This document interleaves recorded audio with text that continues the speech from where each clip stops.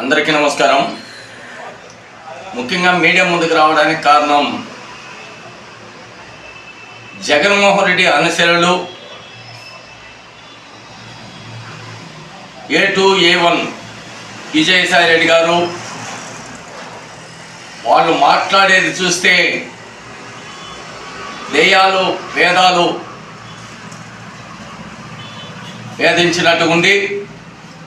వాళ్ళు చేసే అరాచకాలపైన తెలుగుదేశం పార్టీ తరఫున తీవ్రంగా ఖండిస్తున్నాం. ఈరోజు చూస్తున్నాం, ఏదైతే కాకినాడ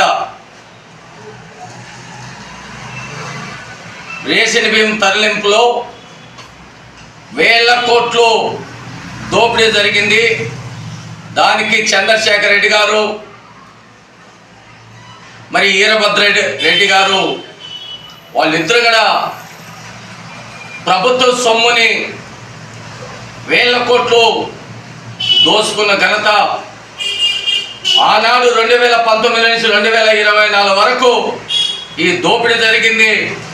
తర్వాత కూడా కూటమి ప్రభుత్వం ఏర్పడిన తర్వాత కూడా విచ్చలవిడిగా ప్రభుత్వ సొమ్ముని మరి కాజేస్తున్నారు. ఈ విషయం పైన తీవ్రంగా ఖండిస్తున్నాం. అంతేకాకుండా విజయసాయి రెడ్డి అల్లుడు విజయసాయి రెడ్డి గారు శ్రీకాకుళం నుంచి విశాఖపట్నం వరకు వేల ఎకరాలు ప్రజల ఖజానాని ప్రభుత్వ సొమ్ముని భూముల్ని కబ్జా చేసిన ఘనత విజయసాయి రెడ్డిది. ఈ విషయం పైన తీవ్రంగా ఖండిస్తున్నాం.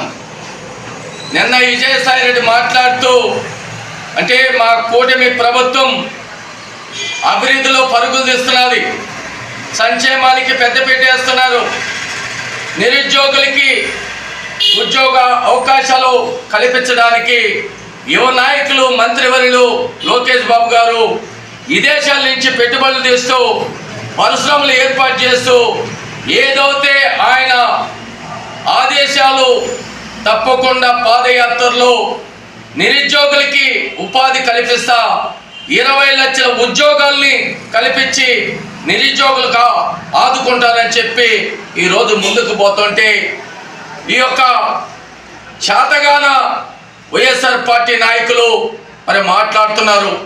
విజయసాయి రెడ్డి మాట్లాడుతున్నారు, చంద్రబాబు నాయుడికి వయసు అయిపోయింది, ముఖ్యమంత్రిగా నువ్వు చేపట్టాలని. మీకు చిగ్గు చరమన ఉందా? మీరు చేసే దోపిడీని, మీరు చేసే అరాచకాల్ని కప్పిపుచ్చుకోవాలని, కూటమికి చిచ్చు పెట్టాలని ఈరోజు మాట్లాడుతున్నావు. మా యొక్క కూటమిలో మీరు ఎన్ని ఎత్తులేసినా ఎన్ని దిమ్మిక్కులు చేసినా ఎటువంటి పరిస్థితుల్లో కూటమి కలిసి ముందుకు కొనసాగుతుంది, ప్రభుత్వాన్ని ముందుకు నడిపిస్తారని కూడా విజయసాయి రెడ్డికి హెచ్చరిస్తున్నాం. అయ్యా విజయసాయి రెడ్డి గారు, మీ పార్టీ మాత్రం కాదు ఇది. మీ పార్టీలో ఆఖరికి మంత్రులు ఎమ్మెల్యేలు కూడా కలిసేదానికి జగన్మోహన్ రెడ్డి మరి అవకాశం ఇవ్వలేదు. అదేవిధంగా మీ సద్దల రామకృష్ణారెడ్డి గారు ఏ విధంగా ఈరోజు బయటకు వచ్చిన వాళ్ళంతా కూడా శాసనసభ్యులు కానీ, శాసన మండలి సభ్యులు కానీ, రాజ్యసభ సభ్యులు కూడా మిమ్మల్ని దుమ్మెత్తి పోస్తున్నారు. ఇప్పటికైనా సిగ్గుతో తల ఉంచుకోవాలా. మీరు ఏమంటే ఆ రోజు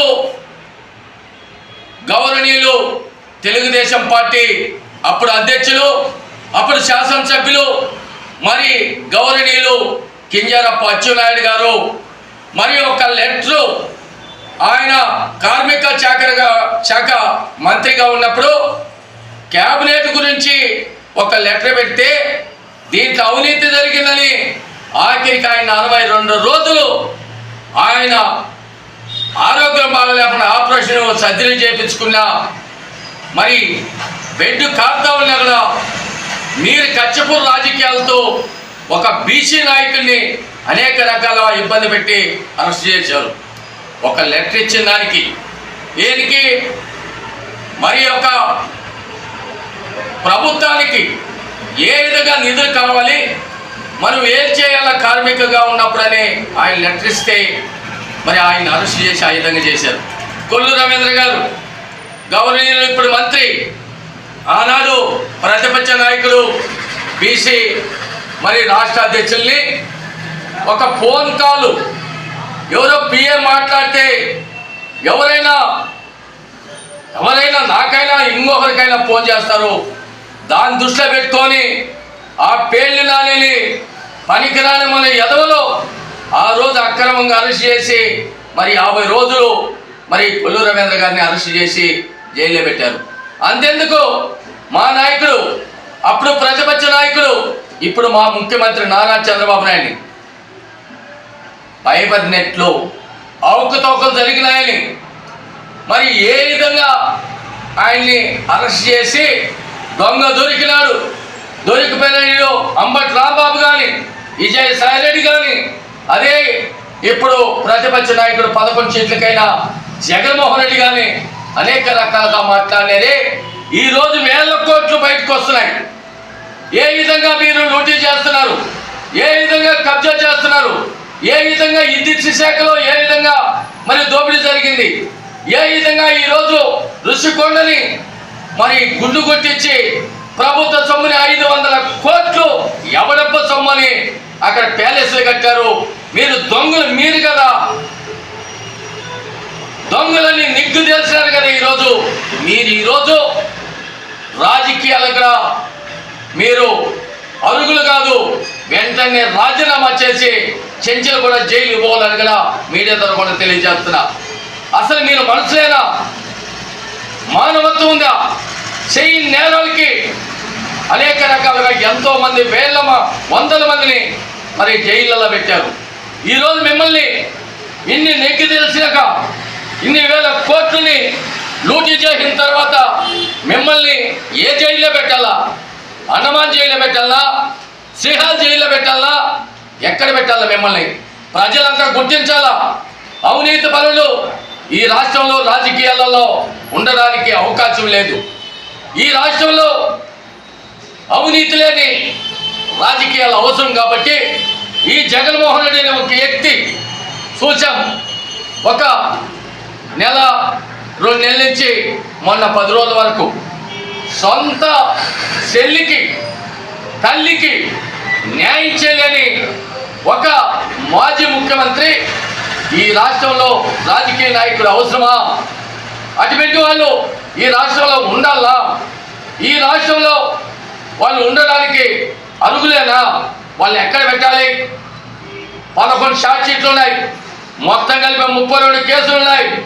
అటువంటి వ్యక్తిని చెర్రపల్లి జైల్లో కానీ, చెంచలగూడ జైలు కానీ, లేకపోతే అండమాన్ జైల్లో కానీ అటువంటి దిక్కులు ఉంటేనే ఇటువంటి నీచలకి మళ్ళా తిరిగి అధికార పార్టీల మీద మాట్లాడే నైతిక విలువ లేకుండా చేయాలని కూడా మీడియా తరఫున తెలియజేస్తున్నా. ఈరోజు రాష్ట్రంలోనే అనేక రకాలుగా చూస్తున్నాం. చాలామంది పోయి మీడియాలో అడుగుతా ఉన్నారు జర్నలిస్టులు, ఈ 5 నెలల పరిపాలన ఏ విధంగా ఉంది? 5 సంవత్సరాలలో జగన్మోహన్ రెడ్డి ప్రభుత్వం ఎలా ఉందంటే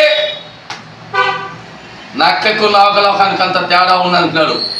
ఆ రోజు మేము ఎక్కడన్నా బంధువులు ఇంటికి పోవాలన్నా 2019 నుంచి 2024 వరకు ఎక్కడన్నా పెళ్లి పోవాలన్నా ఆఖరికి బైకులలో పోయే పరిస్థితి లేకుండా, రోడ్లు మరమ్మతులు లేకుండా నడిచిపోయే పరిస్థితి వచ్చింది.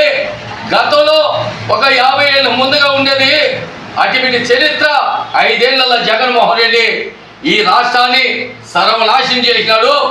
ఈరోజు 5 నెలలలోనే చెప్పింది చేస్తూ ఉన్నారు. ఈరోజు రోడ్లలో బైకులు పోవడానికి కానీ, ఆటోలు పోవడానికి కానీ, అప్పటికప్పటికి గుంతలు పోవడం కానీ, రోడ్లు వేయడం కానీ కూటమి ప్రభుత్వం పరుగులు తీస్తూ ఉన్నదని కూడా ప్రజలంతా కూడా ఈరోజు అందరూ కూడా సంతోషం వ్యక్తపరుస్తున్నారు.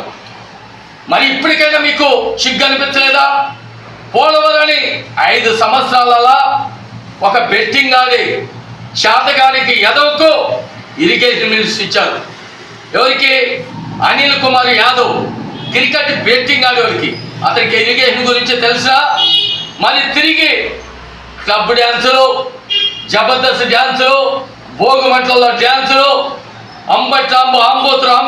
రాంబాబుకు ఇరిగేషన్ మినిస్టర్ ఇస్తే ఆ భోగిమంటల చుట్టూ డ్యాన్స్ చేసుకునేదని సరిపోయింది. వాళ్ళకి ఎన్ని టీఎంసీలు నీళ్లు నిలబెట్టాలి, వాళ్ళు కట్టాలి, దీని కెపాసిటీ ఎంత, మరి ఎప్పుడులోగా పూర్తి చేయాలి, ఇరిగేషన్తో సంబంధాలు ఉన్నాయా అనేది లేకుండా అటువంటి ఎదవలకంతా ఆ రోజు మరి పదవులు కట్టి పెడితే సర్వనాశనం చేసి పోలవరాన్ని సర్వనాశనం చేశారు. ఆయన పంచాయతీ శాఖ మంత్రి ఎవరు, పెద్దిరెడ్డి రామచంద్రారెడ్డి, ఆయన ఇంకొక ఆయన అంబటి రాంబాబు, బొత్స సత్యనారాయణ, అబ్బబ్బ అనేది తెలుదు, అమ్మమ్మ అనేది తెలుదు. ఆయన మున్సిపాలిటీ శాఖ. అమరావతిని ఏం చేశారు? ఈ ఎదవలు ఈ పొద్దు ఏం మాట్లాడారు? శ్మశానం అన్నారు, సుడిగాడు అన్నారు, ఇది ఎడారి అన్నారు. అటువంటి ప్రాంతాన్ని ఈరోజు అమరావతిని సింగపూర్ మాత్ర తయారు చేయడానికి ఈరోజు అందరూ కూడా మరి శ్రీకారం చుట్టి ముందుకు పరుగులు తీస్తున్నారు. అదేవిధంగా పంచాయతీరాజ్లో ఈరోజు చూస్తున్నాం, డిప్యూటీ సీఎం గౌరవనీయులు పవన్ కళ్యాణ్ గారు ఏ విధంగా మరి పంచాయతీరాజ్ని దృష్టి పెట్టి ఏ విధంగా సర్పంచులకి వాళ్ళకి ఏ విధంగా గౌరవం ఇవ్వాలి, సర్పంచులు అంటేనే ఒక రాజులతో సమానమని కదా మరి ఈ యొక్క కూటమి ప్రభుత్వానికి తెలుసు కాబట్టి అన్ని రకాలుగా ముందు పోతున్నారు. ఈరోజు తెలుగుదేశం పార్టీ తరఫున తీవ్రంగా ఖండిస్తున్నాం. వీళ్ళని కటికడంగా చర్చించాలి, ఇటువంటి దోపిడీదారుల్ని వదిలిపెట్టకూడదు. ఈరోజు భూ కబ్జాదారులు కానీ మరి రేషన్ బియ్యము ప్రజలకి మరి నిరుపేదలు ఉన్నారు. ఆ రేషన్ బియ్యం ఎందుకు ఇస్తున్నారంటే కేంద్ర గవర్నమెంట్ కానీ రాష్ట్ర గవర్నమెంట్ కానీ రెండు ప్రభుత్వాలు, కేంద్ర ప్రభుత్వం రాష్ట్ర ప్రభుత్వం కలిపి నిరుద్యోగులకి కూలికపోతే కుండగాలాలి, రెక్కడితే డొక్కాడాలి. అటువంటి పరిస్థితిలో ఈ రాష్ట్రంలో దాదాపు 60 లక్షల మంది నిరుద్యోగులుగా ఉన్నారు. వాళ్ళు రోజువారీ కూలిపోయేలు ఉన్నారు. వాళ్ళకి ఇచ్చేది సాలి కూలి. ఈరోజు 50 రూపాయలు 60 రూపాయలు కేజీ బియ్యం ఉన్నాయి. వాళ్ళు కొనుక్కొని తినలేకుండా వాళ్ళ పిల్లలు కాపాడుకోలేరని కాబట్టి దృష్టి పెట్టి ఈ రేషన్ బియ్యం, స్టోర్ బియ్యం అనేది ఆనాడు నందమూరి తారక రామారావు కీర్తి చేస్తూ ఆనాడు ఈ పేదవాడిని గుర్తించి 1 రూపాయికి కేజీ బియ్యం ఇచ్చి ఆ రోజు ఆదుకున్న చరిత్ర అది కొనసాగిస్తున్న ఇప్పుడు కూటమి ప్రభుత్వం నారా చంద్రబాబు నాయుడు ప్రజల పక్షాన ప్రజల గురించి ఈ తెలుగుదేశం పార్టీకి ఆ రోజు అన్న కీర్తి చేసిన నందమూరి తారక రామారావు నిరుద్యోగులకి పెన్షన్ కానీ వికలాంగుల పెన్షన్ కానీ ఆ రోజు మరి ఎవరైతే అవ్వ తాతకి అప్పుడు కోడళ్ళు కొడుకులు ఎవరు అన్నం పెట్టలేనప్పటికీ వాళ్ళకి పెన్షన్ ఇచ్చిన చరిత్ర తెలుగుదేశం పార్టీది. డాక్టర్ సంఘాలు ఏర్పాటు చేసిన చరిత్ర తెలుగుదేశం పార్టీది. అవన్నీ కూడా కొనసాగిస్తా కూడు గుడ్డ అని కూడా ప్రవేశపెట్టిన చరిత్ర తెలుగుదేశం పార్టీది. ఆ రోజు పక్కా ఇళ్ళు లేవు, పక్కా ఇళ్ళు తీసుకొచ్చింది తెలుగుదేశం పార్టీ. ఏదన్నా ఇల్లు కూలిపోతే ఆ రోజు జంత్ర వస్త్రాలు కానీ ఆ రోజు కూలిపోయిన ఇళ్ళకి రేషన్ బియ్యం వాళ్ళకు అన్నం పెట్టి ఇచ్చిన చరిత్ర తెలుగుదేశం పార్టీది. వీరు వైఎస్ఆర్ పార్టీలో 5 ఏళ్లలో ప్రపంచంలోనే చేయని ఘోరాలు, నేరాలు, హత్యలు, అరాచకాలు, మానభంగాలు, అనేక భూ కబ్జాలు, అనేక రకాలుగా పాల్పడిన మీరు ఈరోజు కూటమి ప్రభుత్వం గురించి మాట్లాడేకి నైతిక లేదు. ఎక్కడైనా సరే ఈరోజు చెప్తున్నాం మీడియా ద్వారా రేషన్ బియ్యమని 175 నియోజకవర్గాలలో ఎవరైనా సరే ప్రజలకు చెందాల్సిన రేషన్ బియ్యమని కాజేయాలంటే ఉపయోగించేది లేదు, కటకటాలలో మిమ్మల్ని పెట్టాలని కూడా మీడియా ద్వారా కూడా తెలియజేస్తూ ఎవరైతే ఈ యొక్క దోపిడీకి పాల్పడిన వాళ్ళందరినీ కూడా వెంటనే శిక్షించాలని, వీళ్ళకి సరైన మరి